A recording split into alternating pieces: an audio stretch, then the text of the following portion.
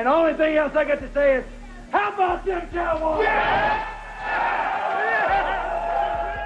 The Dallas Cowboys have been among the most valuable franchises in all of American sports. The team saw a boom in value during the 90s when they had superhero-like players and were contending for Super Bowls every season. Team owner Jerry Jones has been the front man ever since he bought the team for $140 million in February of 1989. He's one of the most polarizing owners in American sports, who always seems to be in the media. After all, how many owners or general managers get post-game press conferences every week? Jerry engineered great success early on during his ownership with players like Emmitt Smith, Michael Irvin, and Troy Aikman. But recently that has not been the case. Over the last 15-plus seasons, the Cowboys have become almost unrecognizable compared to the dominance they once showed in the 90s.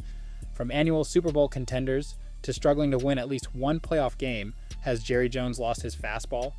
In this video, we'll discuss the rising dominance and dramatic downfall of Jerry Jones and the Dallas Cowboys. As briefly mentioned, the Cowboys have a rich history when it comes to NFL prominence. Jerry Jones bought the team in 1989, and they had just come off a 3-13 season. The seasons leading up to that in the late 80s weren't that much better. When Jerry took over, he brought in Jimmy Johnson, and they drafted quarterback Troy Aikman out of UCLA to be their day one starter. It seemed like things were beginning to turn around for the Cowboys under their new leadership, but they would inevitably go on to finish the 1989 season with a 1-15 record. The following season, the Cowboys added another offensive weapon, a guy by the name of Emmitt Smith. In that 1990 season, the Cowboys began to catch a groove as they improved and finished the year with a record of 7-9.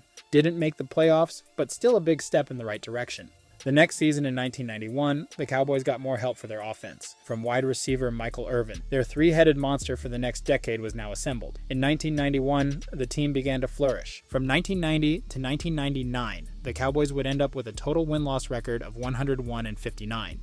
While going to the playoffs in 8 seasons and winning 3 Super Bowls in 1992, and 93 with Jimmy Johnson, then again in 95 under Barry Switzer. A lot of things to cheer about if you were a Cowboy fan in the 90s. Then, things took a slight downturn. After a great run in the 90s, the Cowboys weren't as dominant in the 2000s. The three-headed monster of Troy Aikman, Emmitt Smith, and Michael Irvin either retired or went elsewhere, and the Cowboys' offense was consistently ranked among the bottom in the league. The Cowboys struggled to find their next franchise QB for a few years, until bringing in undrafted free agent Tony Romo to be the leader of their offense in 2006. The Cowboys now had their offensive playmakers with guys like QB Tony Romo, running backs Julius Jones and Marion Barber, and wide receiver Terrell Owens. From 2000 to 2009, the Cowboys would have a win-loss record of 82-78 while making 4 playoff appearances, but none beyond the second round. After 2010, the Cowboys would have slightly more regular season success with guys like Tony Romo, Dez Bryant, DeMarco Murray, Jason Witten, and more recently with Dak Prescott, Zeke Elliott, Amari Cooper, and CeeDee Lamb. The biggest thing about the Cowboys is every offseason, all the media outlets talk about them being Super Bowl contenders for the following season. In reality, the Cowboys have not made the NFC Championship game since they won the Super Bowl in 1995. Since 2010, the Cowboys have made the playoffs 6 times, and each time has amounted to a devastating and embarrassing playoff exit. So that's where the Cowboys have been.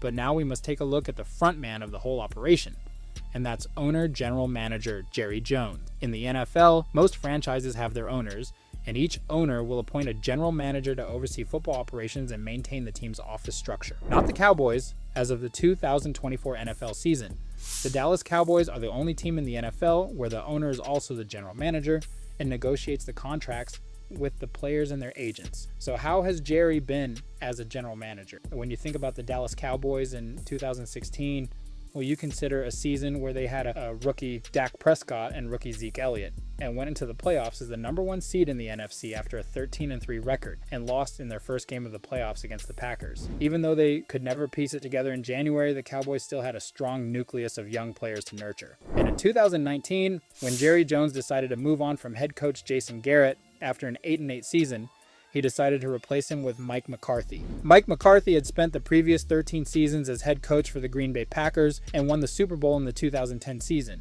But people thought he had lost his play-calling magic. And at a time where many others around the league were hiring younger, more new-aged offensive-minded head coaches, Jerry Jones opted for the older head coach in McCarthy, who would routinely finish among the mid-tier in the NFL, despite having Aaron Rodgers and Devontae Adams in Green Bay. Perhaps Jerry should have selected a head coach similar to Kevin O'Connell, Sean McVay, or Mike McDaniel, to really flourish the offensive weapons and unleash the true skill of Dak Prescott and others. People speculated Jerry hired McCarthy because he was easily manipulated and would consider the personality of Jerry Jones. And at the time of this video recording, Jerry has since fired Mike McCarthy after a very poor 2024 season. That's only one example of how the decisions of Jerry Jones have potentially hindered the Dallas Cowboys. Another example is the lack of tenacity in the free agency market. Usually in seasons where a team is projected to be a contender in the playoffs, the general manager will usually take a scan of the team and see where they can make some additions to push them over the edge. For instance, Cowboys' longtime rival San Francisco 49ers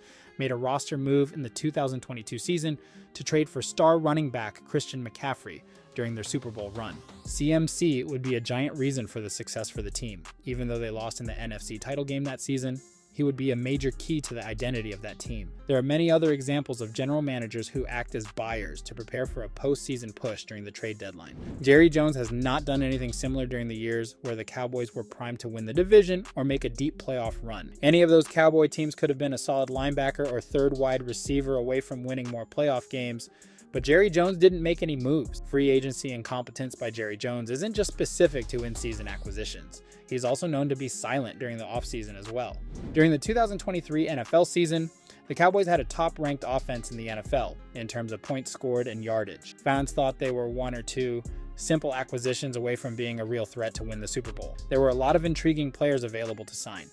T. Higgins wasn't getting paid from the Bengals. Derrick Henry was getting released by the Titans. Aaron Jones was a free agent and wasn't returning to the Packers. Christian Wilkins wasn't getting paid by the Dolphins and would have been a nice addition on the defensive line. Calvin Ridley was looking for a new deal. Josh Jacobs was also fielding offers as well, and there were many offensive linemen available to add. Simply put, there were many pieces to add to the puzzle if Jerry Jones had been more aggressive and willing after that 2023 season. Ultimately, despite saying the Cowboys were all in during the offseason, the only notable acquisition was veteran linebacker Eric Kendricks, who was on the back end of his career, but still had a productive season for the Cowboys. In addition to the poor activity in the free agency market, it just doesn't seem like Jerry Jones has grown and adapted to model his team into the new-aged NFL.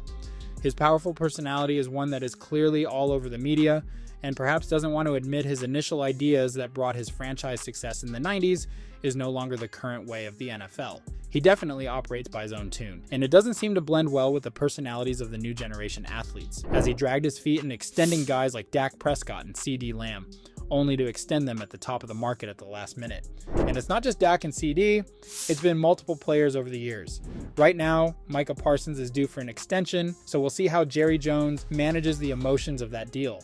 The Cowboys team aura right now is at an all-time low. Playing with the Cowboy pride seems to be more of an obligation than a privilege, and you constantly see player frustrations on the sidelines and on social media, while you see successful teams in the league consistently taking care of their players and making smooth decisions for the team. Perhaps it's time for Jerry Jones to relinquish some control of the team, because right now it doesn't seem like the Cowboys can win or sustain a healthy culture with the structure they currently operate under. Thank you for watching this video. Please remember to leave a thumbs up and comment down below, in addition to subscribing to the channel for future NFL videos similar to this. We'll see you in the next one.